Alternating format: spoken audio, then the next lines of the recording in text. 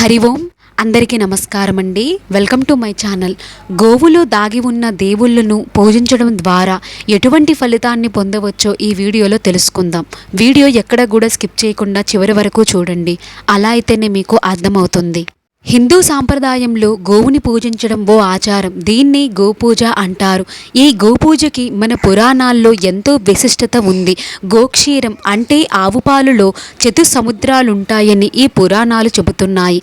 సర్వంగాలలో సమస్త భువనాలు దాగి ఉంటాయని దేవతలు, వేద పండితులు చెబుతున్నారు. గోవులో వివిధ భాగాల్లో దాగి ఉన్న దేవతలను ఒకసారి తెలుసుకుందాం.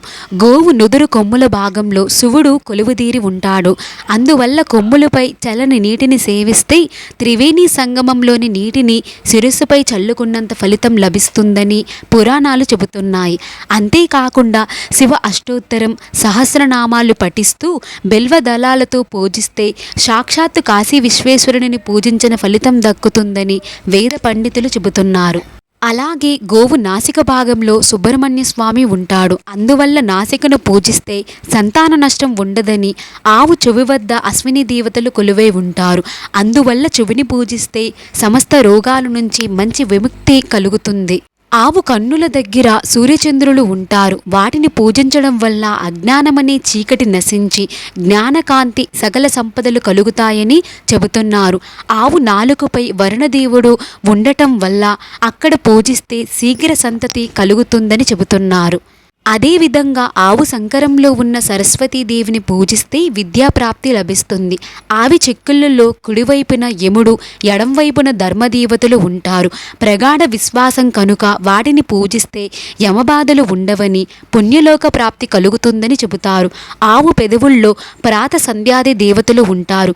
వాటిని పూజిస్తే పాపాలు నశిస్తాయని పండితుల అభిప్రాయం. అలాగే ఆవు కంఠంలో ఇంద్రుడు ఉంటాడు. అందువల్ల ఇంద్రుడిని పూజిస్తే ఇంద్రియ పాటవాలు, సంతానం కలుగుతుంది. ఆవు పొదుగులో 4 పురుషార్థాలు ఉంటాయి కనుక ఆ చోట పూజిస్తే ధర్మార్థ కామ మోక్షాలు కలుగుతాయని చెబుతున్నారు. ఆవు గిట్టల చివర నాగదేవతలు ఉంటారు. వాటిని పూజిస్తే నాగలోక ప్రాప్తి లభిస్తుందని చెబుతున్నారు. వాటితో పాటు భూమిపై నాగుపాముల భయం ఉండదంట. ఆవు గిట్టల్లో గంధర్వులు ఉంటారు కనుక గిట్టలను పూజిస్తే గంధర్వలోక ప్రాప్తి, గిట్టల పక్కన అప్సరసులు ఉంటారు. ఆ భాగాన్ని పూజిస్తే సఖ్యత, సౌందర్యం లభిస్తుందంట. అందువల్ల గోమాతను సకల దేవతా స్వరూపంగా భావించి పూజిస్తూ ఉంటారు. మీరు కూడా గోమాతని పూజించాలని మనస్ఫూర్తిగా కోరుకుంటున్నా. ఇది గోవులో దాగి ఉన్న దేవులని పూజించడం ద్వారా ఫలితం. నేను ఏ విధంగా ఎక్స్ప్లెయిన్ చేశానో నాకు కామెంట్ అయితే చేయండి. వీడియో నచ్చితే లైక్ చేయండి, మీ ఫ్రెండ్స్ అండ్ ఫ్యామిలీకి షేర్ చేయండి. మర్చిపోకుండా నా ఛానల్ని సబ్స్క్రైబ్ కూడా చేసుకోండి. హరి ఓం నమ శివాయ. ధన్యవాదములు.